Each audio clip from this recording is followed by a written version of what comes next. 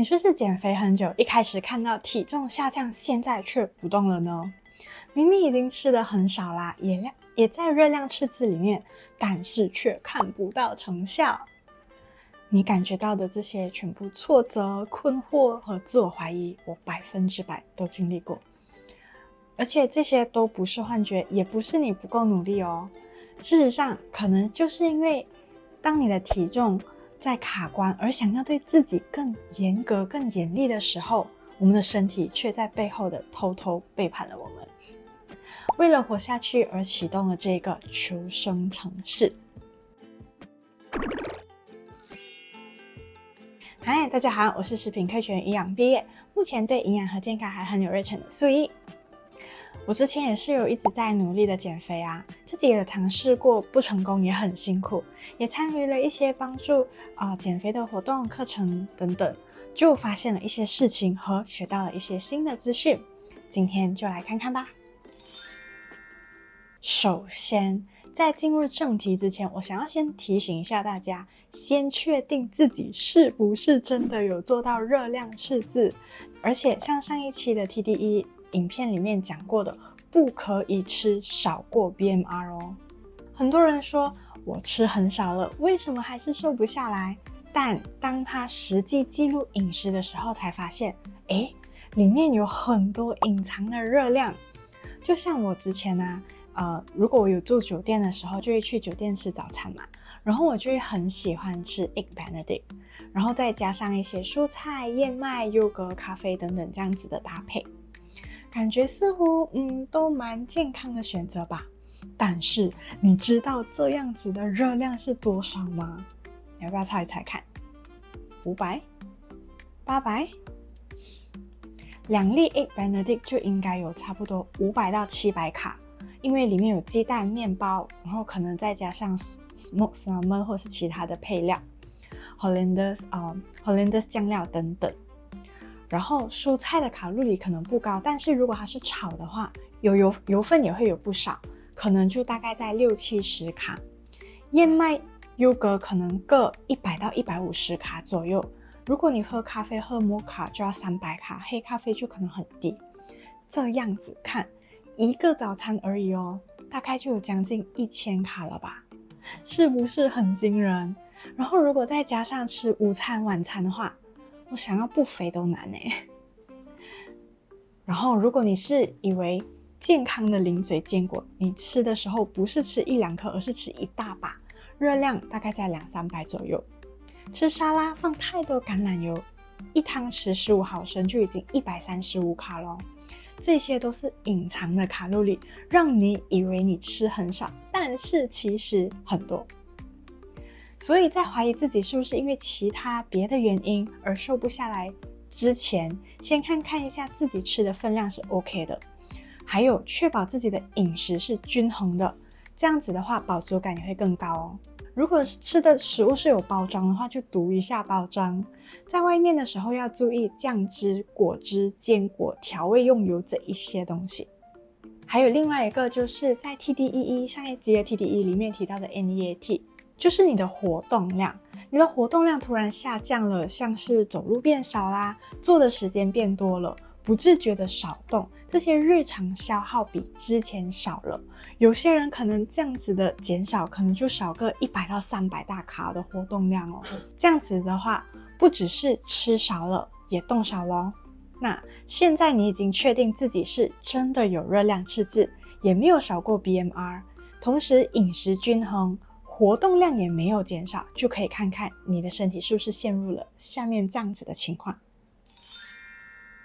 如果你发现自己总是很累，睡再多都提不起劲，变得比以前更加的怕冷，别人穿短袖你需要穿外套，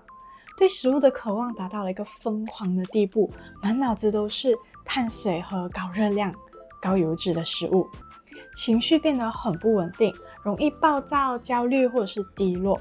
甚至如果女生的话，可能经期都不来了，或者是便秘问题更严重了这些。如果你经历刚才我所说的任何一种情况，其实几乎不是你的错，也不是性格缺陷，而是生理上可能我们的身体的保护机制在运作哦。它叫做代谢适应，是它让你瘦不下来，也是它让你感觉这么糟糕。那什么是代谢适应？你可以想象你的身体就像一台手机。代谢适应就是当你持续热量赤字节食的时候，你的身体电量快速下降，手机自动启动的超级省电模式。当你的手机在省电模式的时候，就是用电的方式跟平时不一样，比较慢。在这个模式的时候，系统通常会大幅度的降低屏幕的亮度，关闭后台的 APP， 也就是降低我们的基础代谢率 BMR。记得上一期说过吗？ BMR 就差不多占了60到70%， 是降低了的话真的会影响很大哦。它会让你的心跳跳慢一点，肝肾的代谢效率会低一点，体温也会调低一点，这也就是为什么你会感觉比之前更怕冷的原因。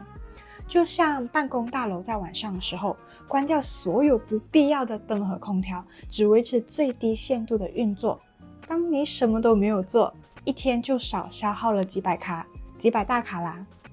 同时我们的那些无意识的耗电会消失，我们会变得不想动，像是你走路很轻快啦，会抖脚啦，说话时候会动作的手势，这一些小细节动作都会减少，所以你总是会感觉到累，不想动，这些原因。不要小看这些无意识的活动哦，一天累积下来可能就已经等于你一次的15分钟或是30分钟低强度的运动咯。不只是这样，同样的动作耗电更低，也就是你同样也是跑了5公里，之前可能需要消耗300大卡，但是现在因为能量不足，你的身体已经学会了更经济的方式去完成这一项运动，可能只需要消耗250大卡而已，它就变得更加的省油咯。那如果只是我刚才所说的这一些，也许靠强大的意志力也可以熬过去，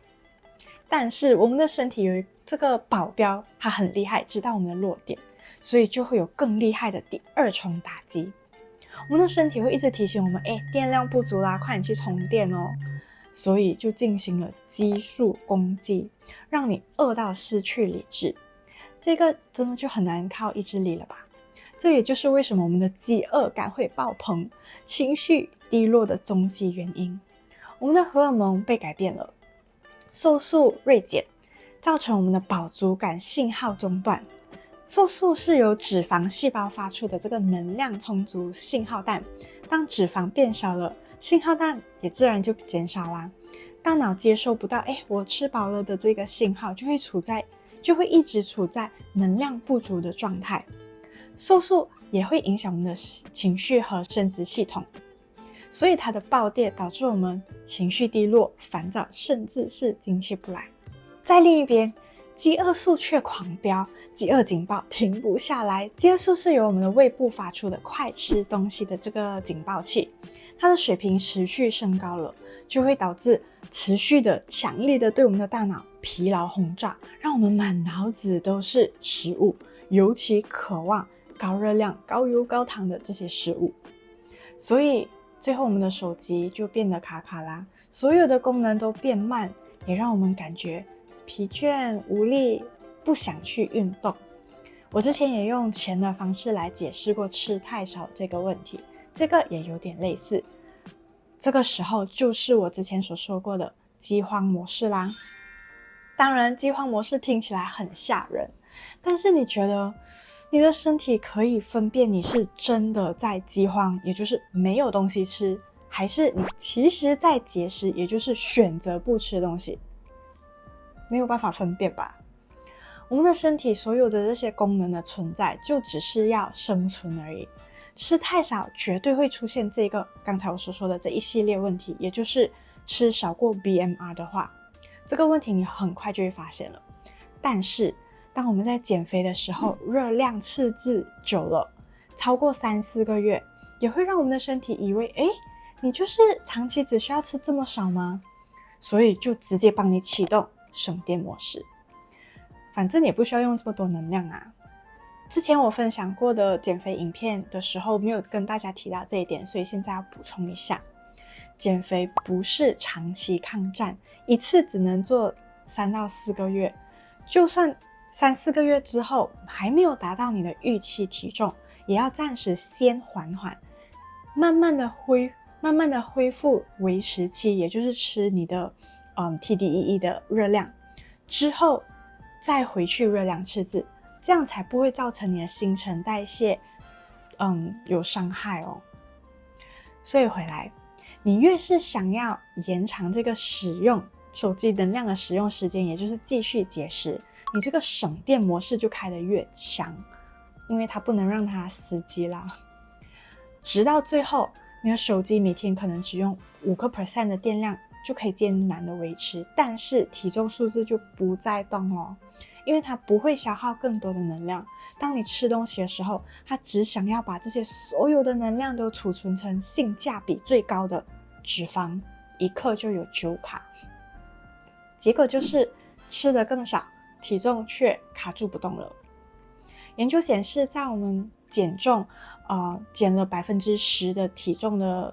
重量之后，我们的基础代谢率平均都会明显下降，所以建议我们选择的热量赤字尽量不要太大，也不要进行太久，就像是温水煮青蛙，你慢慢来的，不知不觉伤害也不会这样，代谢的伤害也不会那么大。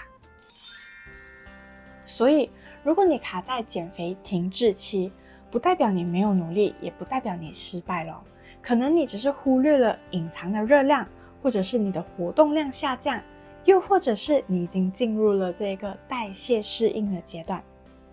那么要怎么做才可以突破这个瓶颈呢？我会在下一期影片分享哦，记得订阅频道和打开小铃铛才不会错过了。喜欢这期影片的话，请帮我点个赞支持一下吧。我是素一，我们下期再见，拜拜。你订阅了吗？还没有的话，按这里，谢谢。